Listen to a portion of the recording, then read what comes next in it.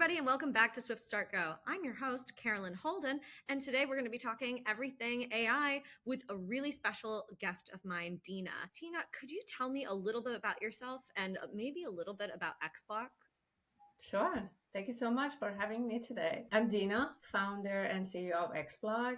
For over 20 years, my lifetime business partner and I have been building, scaling, and exiting companies across industries and continents. My background is in AI engineering, software development, and organizational psychology, while Cyrus brings a deep expertise in product management, marketing, and design. Together, we've honed a system for turning complex problems into scalable solution, a dynamic duo in innovation and execution. For the past decade, we've worked with multi-unit businesses, especially in hospitality and service, helping them optimize operations, centralize management, and scale into new markets. Now with xBlock, we are solving a problem we've seen firsthand, capturing, documenting, and transferring business knowledge and operational and financial data seamlessly, whether a company is scaling, selling, or preparing for succession.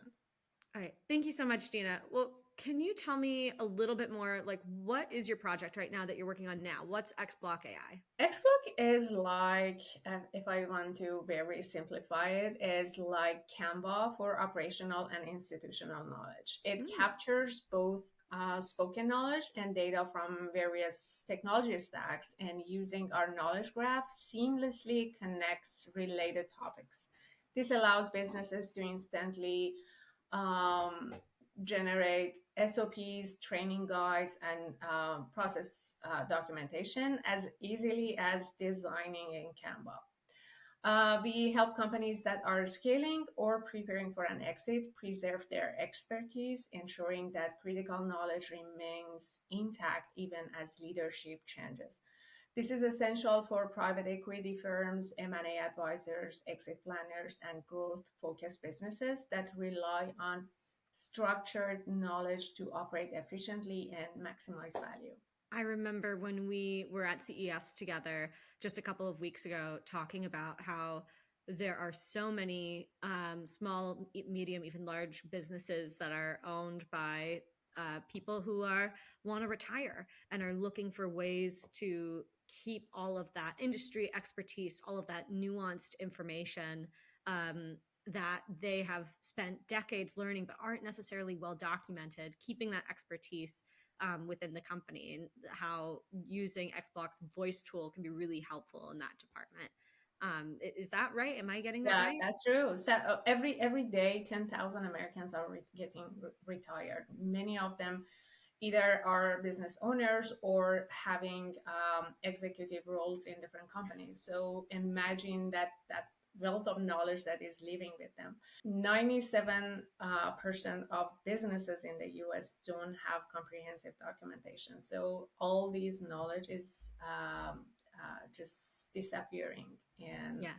we are trying to capture as much as we can and preserve all this. Yeah. And so much of this is about legacy too. Like, That's true. if somebody's a CEO of a company, they've been building it for 20, 30 years, and they want to make sure that their company is able to continue to grow over time and not make the same mistakes that they figured out how to fix 10 years ago, right? Over That's and over true. again. It sounds like a really powerful tool for helping businesses continue to be successful over time.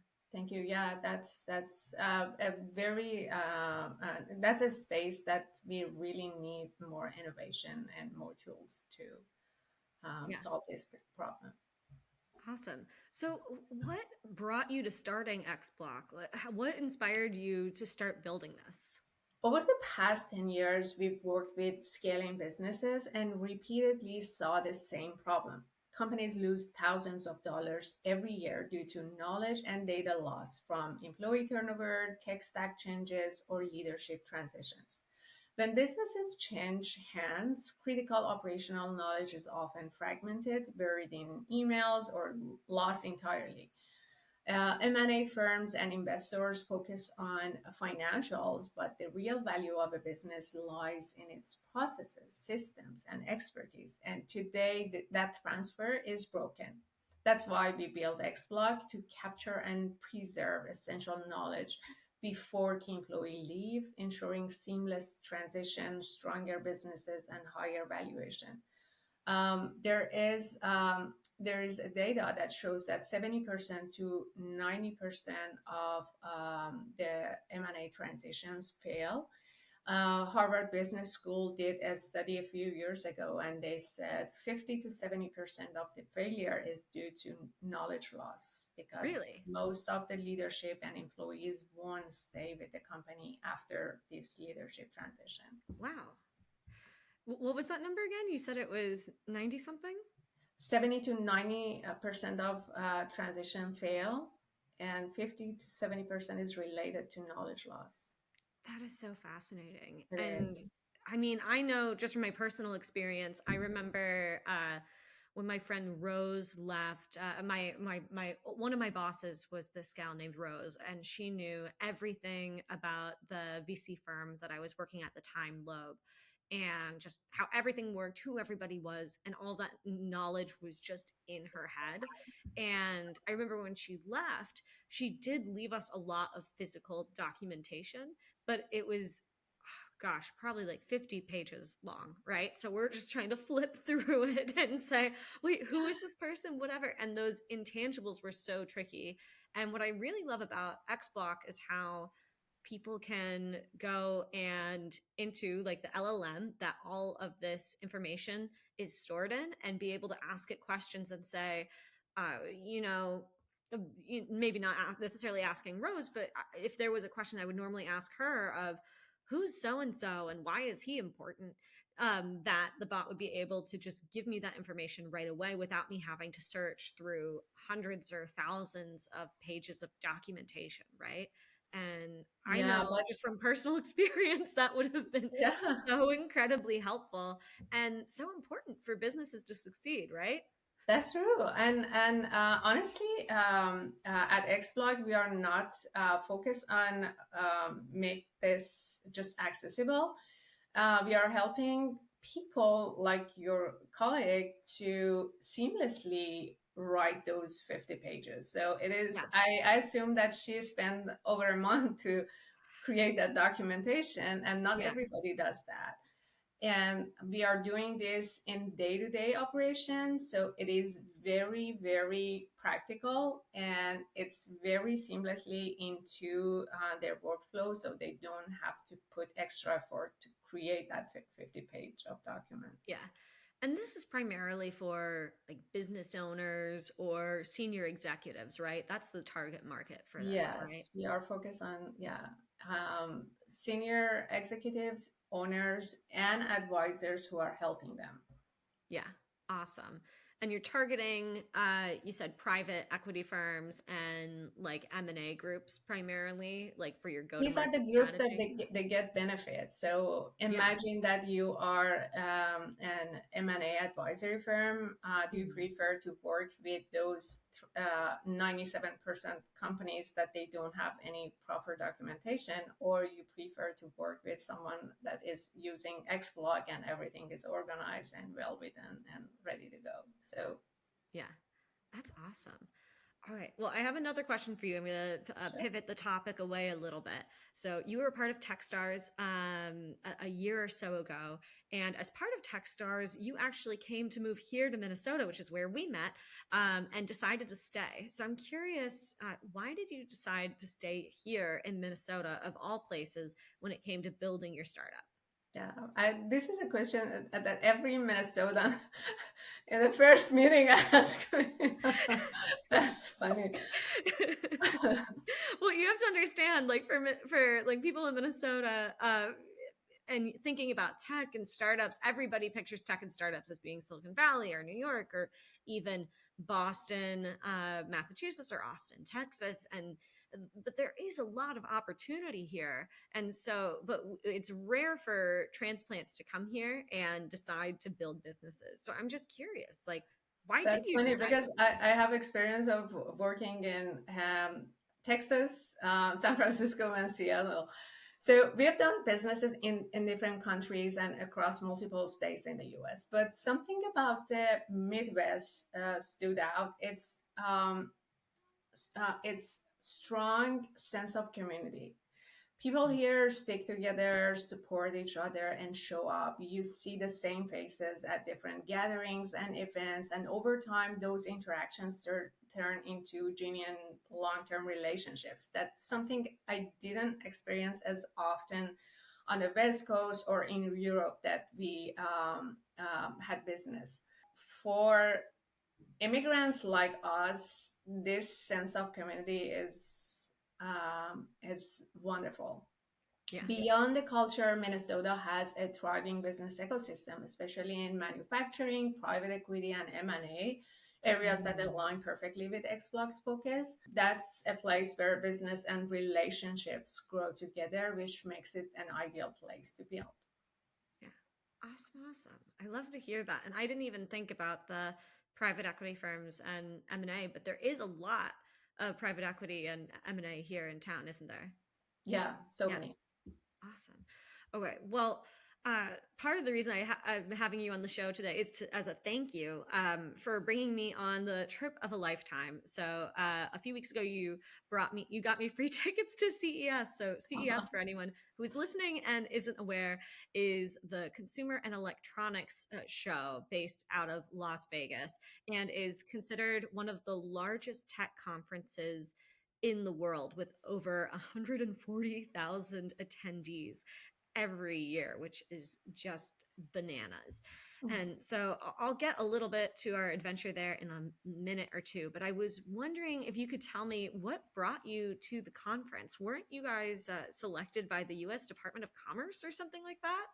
Yeah, xBlock was selected to attend CES as part of the U.S. Department of Commerce delegation, which was an incredible opportunity. CES has evolved a lot over the years, and honestly, I wasn't sure if it was the right space for a B2B startup like ours. To my surprise, most of our visitors were business leaders and executives, exactly the audience we wanted to connect with. For xBlock, CES was about positioning and exposure. We are at the intersection of AI, enterprise knowledge management, and operational intelligence, and CES gave us a platform to showcase that. It also allowed us to connect with industry leaders, potential partners, and investors, opening doors that wouldn't have been possible otherwise. Yeah, very, very cool. So how did that even happen, right? You're an AI startup based out of Minnesota, of all places, despite the fact that you've lived all around the world and all across the U.S. How did you get the attention of the U.S. Department of Commerce? What did that process look like? The Department of Commerce runs a competitive selection process for companies with high growth potential in AI, automation, and digital transformation. I first saw the announcement in a Launch Minnesota email, and we decided to apply, and they said they will choose 12 companies for this. The process involved, after the application, 3 rounds of interviews, one with Department of Commerce, one with USPTO, US Patent and Trademark Office, and another one with CTA, which is the organizer of CES, to assess whether our technology aligned with the show. After that, we got the official selection email. Congratulations, you are in.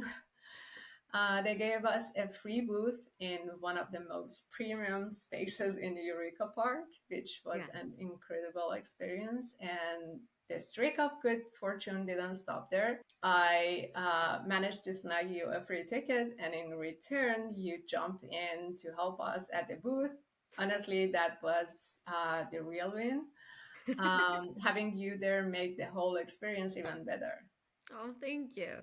Yeah, so to explain to you guys what happened and why I got involved in this, I was just hanging out at home doing a little bit of job hunting and debating whether or not to launch this podcast show and YouTube show when Dena posted on LinkedIn that xBlock had been selected by the U.S. Department to be a part of CES, and I frankly was so jealous. My dad used to go to CES every year and tell me all about the craziest new tech that he used to see. And so I grew up with all of these stories, hearing about CES and learning about the Da Vinci surgery machines and new cell phones and just everything that was there. He always seemed to really love it. And so I made sure to leave Dena a very enthusiastic comment saying, "Man, I wish I could be there. I've always heard so many amazing things about this. I've always wanted to go." And Dena, I'm not sure if you were joking or not, but but I Dena wasn't.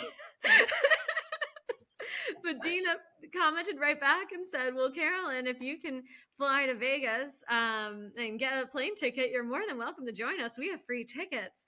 And I said, "Excuse me," and didn't even stop to think if that was a joke, and just realized, oh, my grandma lives in Vegas. I can just stay with her for free. I really do just need a plane ticket. And about an hour later, I was on the phone with her. I was like, "Hey, it's okay that I'm coming, right?" So um, oh my gosh, but it was such a blast. I'm glad you were happy to have me, even though Yeah. you're driving me around everywhere. Even our kids enjoy being with you. Listen, everybody, you don't know what's up unless you're in the car with Dena, Cyrus, and two kiddos who really want to talk about Yetis. It was a wonderful time. But back to you and not all about me. CS is an incredible conference, right? There's so many people and so many new ideas. I'm curious, what is the most impactful thing that you learned while at CES this year? That's hard to say, but my biggest takeaway is innovation isn't happening in silos. Globally, tech leaders are unknowingly working together to accelerate AI and automation. Businesses that aren't adaptable to this space of change are already falling behind. That's my most important part Yeah. of it. Wow. And I think that was something that stuck out to me too about CES was how global it was. And certainly Eureka Park, that's very, very global. Everybody was there. But for some reason, I went in there with the impression that it was an American conference. And so I was pleasantly surprised to see so many companies from so many different countries. And it was funny because, my father passed away a year ago, but my mom, I think went to CES a handful of times. And I talked to her about that. And I said, I was really surprised to see so many international companies there. And she said, "Well, Carolyn, that's the point. The point is bringing people from all around the world with all different perspectives to get ideas on what are things that people could be building and how people are approaching technology from all sorts of different perspectives." And I just That's thought, beautiful. Yeah. yeah. And so hearing you say exactly what she said about like not building in silos and making sure to work collaboratively with people from all around the world and not just America or not just Minnesota, right? It really is something that's super special. So, Yeah, beautiful. and pivoting away from CES a little bit, I'm curious what you are thinking about the AI space these days. Everything is moving so fast, and now we're seeing a lot more international competition, both at CES and in the news. As of recording, this is coming out in like a week or two, but as of recording, just a few short days ago, DeepSeek made splashy headlines. Nvidia stock price absolutely smashed down. What was that? 600 billion, something like that. And I'm curious how you're approaching the market at this time. And yeah, and what are you thinking about while building xBlock in this environment? AI today is over-indexed on generation, not precision. Most models are designed to predict the next word, not ensure accuracy. That doesn't work for business critical knowledge. xBlock takes a different approach. We focus on structuring and retrieving knowledge with context. Instead of relying on black box LLMs, we use a knowledge graph architecture to create persistent, queryable relationships between business processes, expertise, and decisions. This means companies don't just store information, they can trace its origin, validate its accuracy, find their relevancy, and apply it in the right context. The real challenge in AI isn't making text appear, it's making knowledge usable, reliable, and traceable. That's what we are solving. Yeah, that makes so much sense. So I have my last question for you. What advice do you have for other startup founders, especially in this new speedy environment, especially in AI?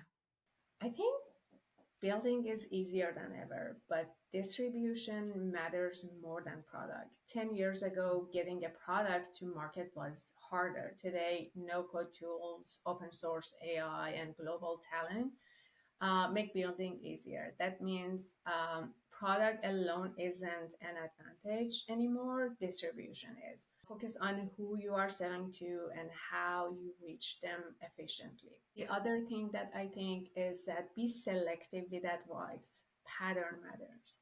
What do I mean with that? Many mentors and advisors have never actually built a company.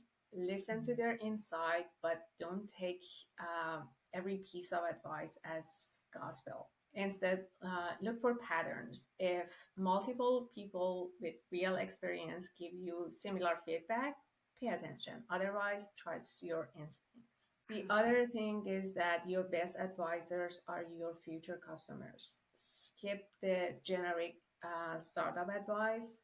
You're building a business. Instead, find 10 industry leaders in your target markets, the kind of people who would actually use your product. Spend time with them, understand their pain points, decision making processes, and what they really need. That's where real market insight come from. And the last but not the least, take breaks. Seriously. Burnout kills more startups than bad ideas. Give yourself permission to step away, play, and reset.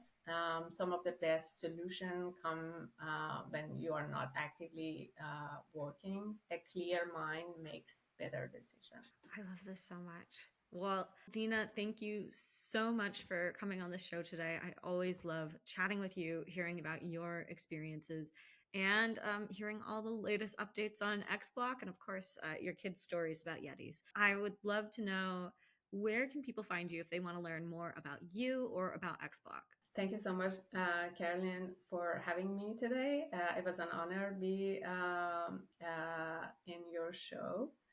LinkedIn is good. My email is dina@xblock.ai. And yeah, we can start the conversation wherever you prefer.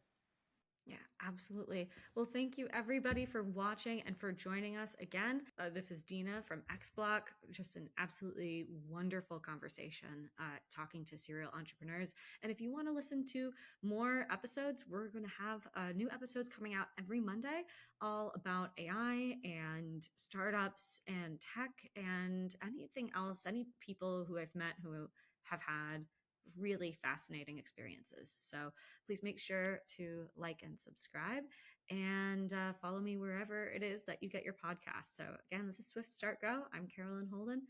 Thanks for watching, everybody. Bye.